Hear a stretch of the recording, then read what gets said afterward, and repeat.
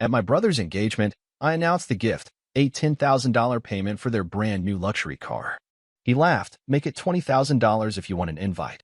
I smiled, withdrew the payment, and then I turned to him and said, start packing, you have 30 days, and handed him a formal notice in front of 40 guests. I mean, come on, Daniel, my brother Mike laughed, his voice cutting through the quiet murmur of the party, make it $20,000 if you want an invite. Laughter rippled around the room, our cousins chuckling, his fiancé's friends exchanging amused glances.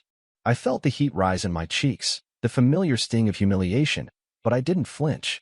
I just smiled, the same polite smile I'd worn for years, the mask I had perfected. I had announced the gift just moments ago, a $10,000 payment toward their new luxury car. It was a generous gift, something I had saved for, wanting to show support. But Mike, my brother, never saw generosity. He saw leverage. His fiancée, Sarah, standing beside him, squeezed his arm, a nervous giggle escaping her lips. Oh, Mike, stop. He's joking, she whispered, but there was no correction in Mike's eyes. He wasn't joking. Across the room, my father raised his glass. That's right, Danny boy, always trying to buy your way into things. Some things never change. He grinned, a toothy smile, but his eyes were cold. My mother sipped her wine, eyes fixed on the table, pretending not to hear. That was her specialty, pretending. I felt the familiar weight pressing down, the same weight I'd carried for years. I had paid for their bills when Dad lost his job, covered my mom's medical expenses without being asked, helped Mike through college with small loans that he never intended to repay. Always the fixer, the wallet, the fool. But not tonight. I cleared my throat, forcing my voice to stay calm. You're right, Mike. 10,000 isn't enough. I pulled out my phone, tapped a few buttons, and then looked at him, smiling. So I canceled it. The room went silent. Mike's smile faltered, his laughter dying in his throat. His friends glanced at each other, whispers starting to spread like wildfire. You, what? He stuttered, his voice losing its bravado. I canceled the payment. I turned to the wall behind me where a large white screen had been set up for a slideshow of their engagement photos. But tonight, it served a different purpose. I tapped a button on my phone, and the screen lit up. Text messages appeared. Messages from Mike. You know I don't even want him here, but Mom's making me invite him. Ugh. Don't worry. Once he pays for the car, we'll just ghost him again. Honestly, he's pathetic. I'd feel bad, but free money, right? The room was no longer just quiet, it was suffocating. Mike's face went pale. Sarah's hand slipped from his arm, her mouth half open in shock. The whispers turned into gasps, and then silence again. Daniel, my mother finally whispered, reaching out as if she could pull me away from this, from the scene I was creating. But I didn't stop. Not this time. I stepped forward, my voice loud enough for everyone to hear. Mike, I'm done. I'm done being your wallet. I'm done being your fool. I reached into my jacket pocket and pulled out a crisp white envelope. This is your 30-day eviction notice. You and Sarah have until the end of the month to pack up and leave my apartment. Mike's eyes widened. You can't do this, he sputtered. You can't just. I can. I will. And with that, I placed the envelope on the table, right next to their untouched champagne glasses. Congratulations on your engagement, I said, letting the bitterness slip through, but this is the last time you use me. And then I walked out, leaving behind the stunned silence of 40 witnesses, their perfect night shattered. I wish I could say the fallout from the engagement party ended that night. That I walked away, and they stayed silent, ashamed, hiding from the truth I exposed. But people like my family, they don't disappear. They regroup. They reload. It started the next morning. My phone buzzed before I even got out of bed. A message from my mother. How could you humiliate us like that? We are family, Daniel. Family. I ignored it. 10 minutes later, another. Your brother is devastated. Sarah's family is furious. You need to apologize. Fix this. By the time I made coffee, my phone was a war zone. Missed calls from my father, a dozen texts from Mike, ranging from desperate to vicious. You ruined everything. You're a jealous little snake. I'll never forgive you. My silence only seemed to fuel them. When I didn't answer, they took it public. The first shot came from my mother's Facebook page. Family isn't about blood. It's about loyalty. Some people need to remember that. Comments flooded in. Distant relatives chimed in with their support. Aunts and uncles posted hearts. Only one person asked, what happened? That comment was deleted within minutes. Then Mike's friends joined the attack. His best friend Josh posted a story. Some people just love to ruin other people's happiness. Sad. Mike's fiancée, Sarah, wasn't quiet either. On her Instagram, a photo of her crying with a caption, "Betrayal cuts deepest when it's from your own blood." I stared at the screen, feeling a slow, cold burn spread through me. But I didn't respond. Not yet. That night, I got a call. I almost didn't answer, but the number was familiar. Sarah's brother, Tom. We hadn't spoken in years, but we'd always been civil. I picked up. "Daniel," he began, his voice tense. "I need to know the truth. About Mike. About what happened." I hesitated, then decided to be honest. I told him everything. The money. The texts. The way Mike had mocked me, used me, even bragged about it behind my back. Tom was silent for a moment. "I knew it," he whispered. "I knew it all along. Sarah's been covering for him." I found texts too. From him to her bridesmaids. He's been trying to hook up with 2 of them. I sat down, my hand gripping the phone tighter. "Are you serious?" "Dead serious," Tom spat. "And you know what? I'm done watching her play the fool. I'm going to tell her everything." I didn't stop him. Why would I? But I didn't expect how quickly it would spiral. The next day, Sarah's Instagram was gone. Her profile picture replaced with a blank icon. Her Facebook account deactivated. And in our family group chat, chaos. "Mom, Daniel, what did you do?" Sarah broke off the engagement. "Dad, you have gone too far. You have destroyed your brother's life. Mike, you're nothing but a fraud. I will make you pay for this." But I didn't destroy his life. Mike did. And I had proof. Proof that I was done pretending. I pulled out my laptop, logged into the cloud account I had linked to the security camera in my apartment, the one Mike and Sarah had been living in. The one where Mike thought he was safe. It didn't take long to find what I needed. A month-old clip.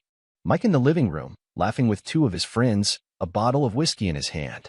"Dude, Daniel is way too trusting." Mike laughed, slurring slightly. "He thinks he's being the good big brother. Paying for everything, always covering for us. The guy's pathetic." One of his friends laughed.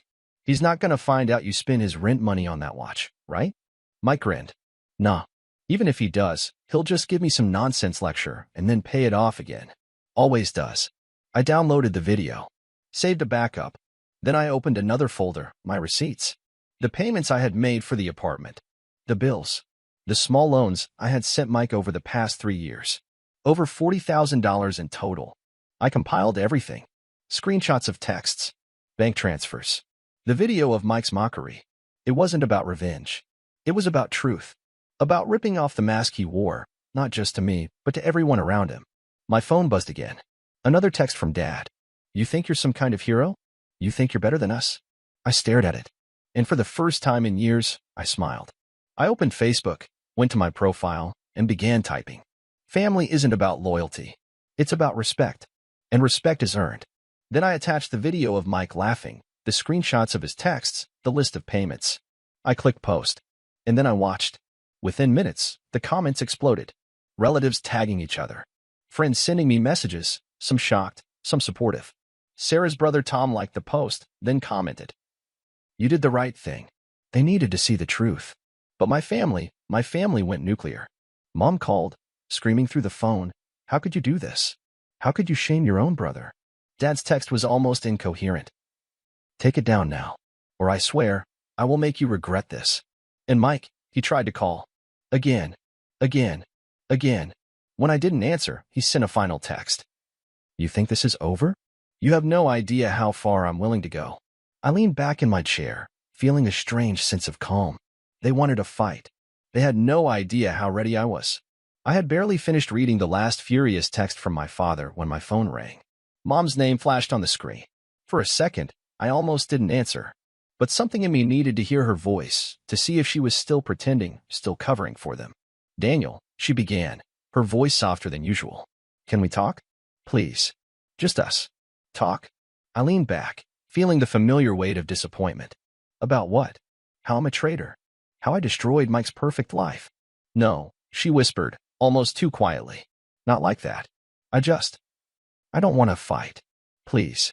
There's a yoga class I go to, and there's a little cafe there. Can you meet me after? Just to talk." I hesitated, but then a strange calm settled over me. Maybe this was it, the final conversation. "Fine. I'll be there." The yoga studio was a pristine, glass-walled sanctuary of peace and whispered affirmations.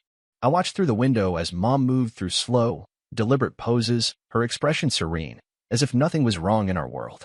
But in my pocket, the truth pulsed, my phone loaded with evidence. The video of Mike mocking me, the text where he bragged about using me, his plans to cheat on Sarah, and the audio of my father's threats. When Mom finally stepped out, she smiled, dabbing at her forehead with a towel. "Thank you for coming." We walked to the attached cafe, a cozy, minimalistic space with hanging plants and soft, instrumental music. She ordered a green smoothie. I stuck to black coffee. "I'm glad you're here, Daniel," she started, her voice gentle, almost pleading. "I just want us to understand each other. I want to fix this." "Fix this?" I leaned forward. "How do you fix something that's always been broken?" "Please," she whispered, "don't be like this. Your brother, he's struggling. He's hurting. And your father is furious that I'm not a puppet anymore." I interrupted. "Is that what this is about? You want me to apologize? To fix the mess he made?" Her face paled slightly. "It's not about sides, Daniel. It's about family." "Family?" I let out a bitter laugh. "The same family that mocked me, used me, betrayed me? The same family that tried to turn everyone against me the second I stood up for myself." "Daniel, please." Her voice trembled. "I'm trying to make peace." But then the cafe door swung open, and peace shattered. Mike walked in, swaggering like a man who still thought he was in control. Behind him, Dad, his face set in that same old glare, the one that always meant trouble. Mom's eyes widened. "You two weren't supposed to." "Save it, Mom," Mike sneered, pulling out a chair. "We figured this little talk could use some honesty." "Yeah," Dad growled, taking the seat next to me. "Let's get this straight, Danny. You've embarrassed this family enough." I glanced at Mom.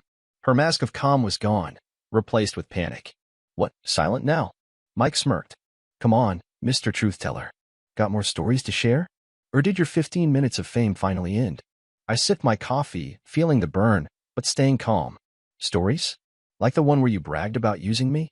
Or the one where you told Sarah's friends she was too stupid to see what you were doing?"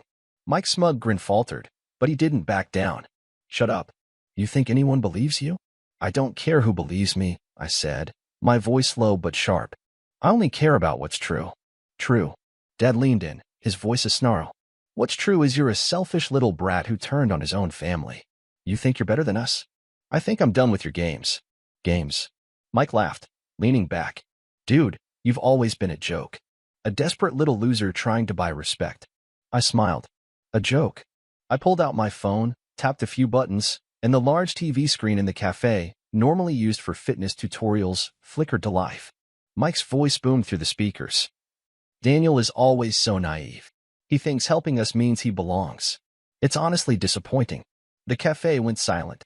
Heads turned. Mom's hand flew to her mouth. On screen, the video continued, Mike with his friends, laughing, drinking in my apartment. "And Sarah? She's a clueless fool. She actually thinks I'm serious about her. Dude, I've got 2 of her bridesmaids lined up already." Mike stepped forward, his face red with anger, but I stayed calm. "Don't touch me. Turn that off," he shouted, his voice cracking. But I ignored him. I pulled up the next file, screenshots of his texts. The ones where he mocked me, called me a walking wallet, where he laughed about the money I paid for his car, his rent, his debts. "Lies," he screamed. "You edited those." "I didn't edit this." I switched to the audio recording. My father's voice crackled through the speakers. "He's weak. Just press him enough, and he'll give in. He always does." Dad's face went white. You were recording me?" "I wasn't. But you're too stupid to know how phones work." Mom reached out, tears in her eyes. "Daniel, please stop." But I wasn't done. I looked at Mike. "You think you're clever? A coward who can't even stand by his own words." I turned to Dad. "And you? You only ever cared about control. Well, it's over." Then I looked at Mom. "And you never stood up for me. Not once." "Stop it," she whispered, tears streaming down her face. "Please, stop." But it was too late. The truth was out. Mike's face twisted in rage. "You'll regret this. You're so selfish. You only think about yourself."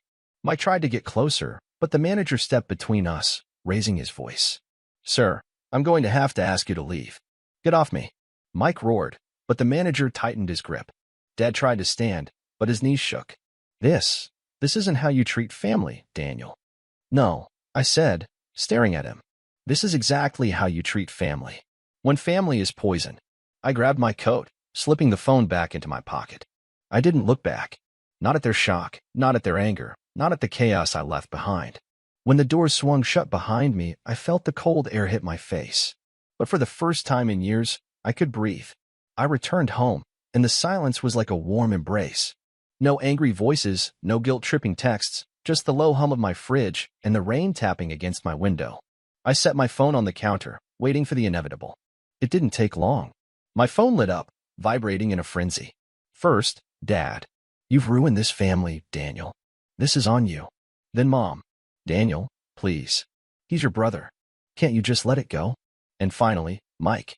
You always hide behind others. You think this is over? You won't forget this. I leaned back, sipping the coffee that had gone cold, feeling nothing but a strange sense of calm. This wasn't over? They were right. It wasn't. But it would be. Soon. I grabbed my laptop, opened the folder, my war chest. Bank transfers, text messages, audio files, and, of course, the video of Mike boasting about how I was his personal ATM. I knew what I had to do. Within an hour, I was sitting across from Sarah, my old friend from college, now a successful attorney. She flipped through the evidence, her expression shifting from curiosity to shock to righteous fury. This is ironclad, Daniel. We can take them to court for fraud and unjust enrichment. Good, I replied, voice steady. I want every cent back. The lawsuit hit them like a sledgehammer. Mom was the first to call, her voice frantic. Daniel, please. You can't do this. We're family. No, we're not. Family doesn't steal from each other, I replied, hanging up. Then Dad tried his old tactic, intimidation. You think you're a tough guy now? Suing your own blood? The judge will laugh you out of the room. He won't, I said, because you're going to lose. And Mike? Mike tried bargaining. Okay, fine. I'll pay you back. Just drop the case, okay? Pay me back. I laughed. With what? The money you wasted on luxury watches? Or the car you can't afford? The silence on the line was everything I needed to hear. In the courtroom, the truth was a sledgehammer. My lawyer laid it all out. The payments I'd made for Mike's rent, his luxury car, the endless loans that were never repaid. The video of Mike bragging to his friends about how he was using me played on the screen. Mike shifted uncomfortably in his chair, his face pale. Mom sat in the gallery, dabbing her tears with a tissue. Dad stared straight ahead, his jaw clenched. Mike's lawyer tried to argue that I had willingly helped my brother. But Sarah countered. Helping a family member is one thing. Being manipulated, lied to, and financially drained is another. This is not help. This is fraud. The final blow came when I presented the audio recording of Dad's voice. Just press him enough, and he'll give in. He always does. The judge's expression hardened. The gavel fell. I rule in favor of the plaintiff.